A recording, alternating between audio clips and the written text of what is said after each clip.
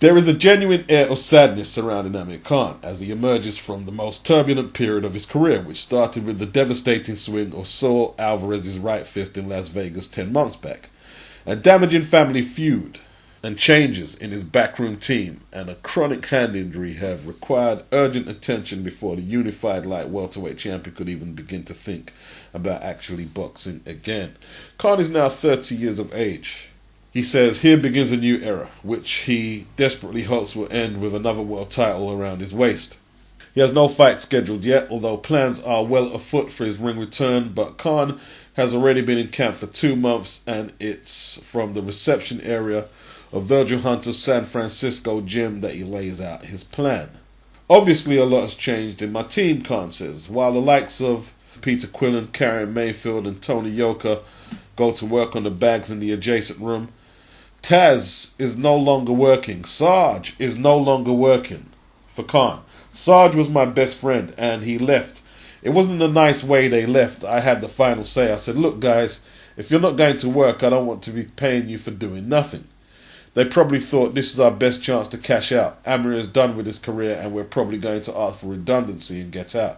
And that's what they all did. They wanted a big check and they left. Uncle Taz Khan, a longtime friend, and Sarge Muhammad were as close as anyone to Khan throughout his career. It's difficult to imagine the boxer without them or his father Shah around him. I think it's the end of an era. I think it's the end of an old era where we all had good times, he says like a frontman in a band reminiscing about the long forgotten tour. They all did well and did better than a lot of people. We all made a lot of money in the last era. But I think it's about getting my legacy set right now. I'm the boss of everything now. I'm making sure I make the right choices and I decide if I do the right things. We will see. Financial issues appear to be the heart of the dispute, and Khan says one particular payment sums up the problems he felt so obliged to act on. Something funny happened to me, actually, he said. I got a bill for a server for like $8,000. And I thought, $8,000? What's that for? I emailed the guy back asking what the bill was for. He said, oh, that's the server in your office. I thought to myself, I'm a fighter. I don't need an office. Why do I need an office with a server? I'm a fighter. I'm the only person going in the ring. But I'm paying the costs for a server. And God knows what else for in an office that I don't even need. My office is the gym. The server is for old emails going back years. What do I need those for? I don't even look at my emails now.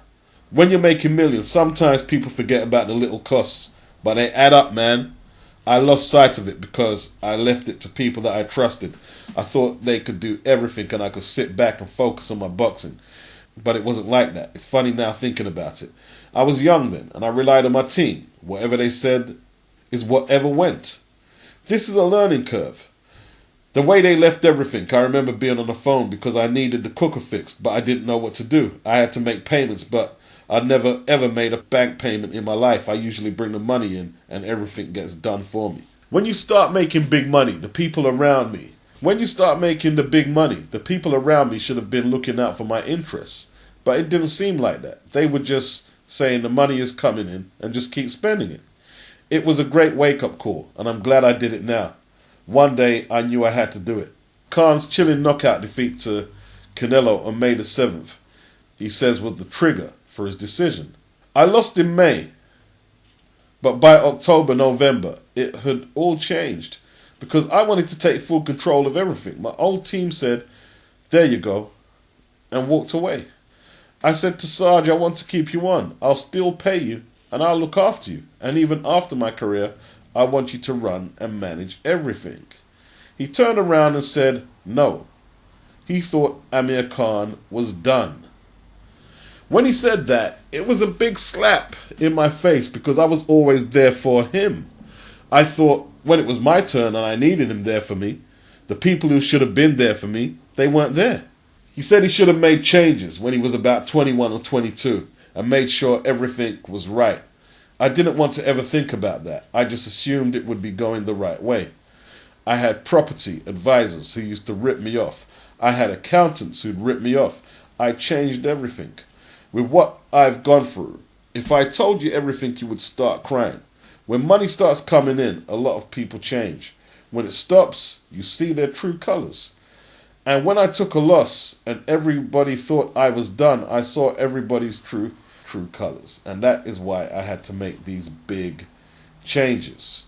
It just so happens that as Khan goes it alone, with his wife and young daughter in tow, he could be on the verge of pocketing the biggest purse of his career. After a tune-up fight, perhaps next month, which will probably be on the undercard of Sean Porter versus Andre Berto, it's a possibility. He may even stage his own UK card around a similar date, with him headlining. Meanwhile, despite reports to the contrary, talks about a £32 million super fight with Manny Pacquiao remain ongoing. The WBO belt will be at stake. If they want to open the market in Dubai, it's a key fight because you've got a lot of Filipinos there, a lot of Pakistanis, Muslims. He says there's a lot of investors who are happy to put this fight on. People are saying that the money in Dubai isn't there, and that's why the fight is off, but the money is there. At the moment, there are still talks going on. He said despite all the stuff that Bob Arum is saying, talks are still going on behind the scenes. I really believe there's a chance it could still happen. I'm still here training because I have a date at the end of April, early May. He spoke to Al Heyman, and Al said he's going to get him a fight. The Pacquiao fight is the one he would really like. Even though he would like a tune-up fight, he said I can go into that fight like that, being the underdog, and winning that fight will get me to where I have to be. After the Canelo fight, my old team thought he's had his big fight, he's done now. So this is the chance for me to prove everybody wrong. I'm not done. I'm only 30. I've still got some good years left in me. It could be my time to shine. Khan says I'm happy. He insists he's happy. He said it's matured me a lot. I saw white hair on me for the first time in my life on my beard. That's all the bills and all the problems. I'm happy. It's a time that I can prove everyone wrong. My old team will think I made the worst choice by letting them go and say, watch his career go down the drain. I'm not going to let that happen. I'm looking forward to proving them wrong. So his dad Shah will no longer be negotiating fights for Khan. His dad's been there from the amateur days, the pro days when you used to see him wear the Union Jack waistcoat and whatnot. And remember his mum looked like she was going to have a breakdown at the ringside and they never allowed her to go to the actual fights after that. He says he just wants a son and parent relationship with his parents now. And hopefully they can salvage that. I don't have a good relationship with my dad. And I try and tell myself it don't matter. But I don't think it's been any good for me, to be honest. You know what I mean? I don't think it's been any good. And I don't have kids, but the inner dad in me tells me I'd hate to fall out with my son like that. I'd hate it. And, you know, I'm just thinking back when I watched the This Morning interview, shortly after the tape came out where he was doing whatever he was doing. His wife kind of seemed very adamant. Khan was hesitant to say what she said, but his wife seemed to believe someone very close to the camp or a family member released the tape out of spite, perhaps when Khan was making the changes. Or maybe they didn't like the dictatorial tone he was taking after the Canelo fight, where he wanted to make changes at this stage.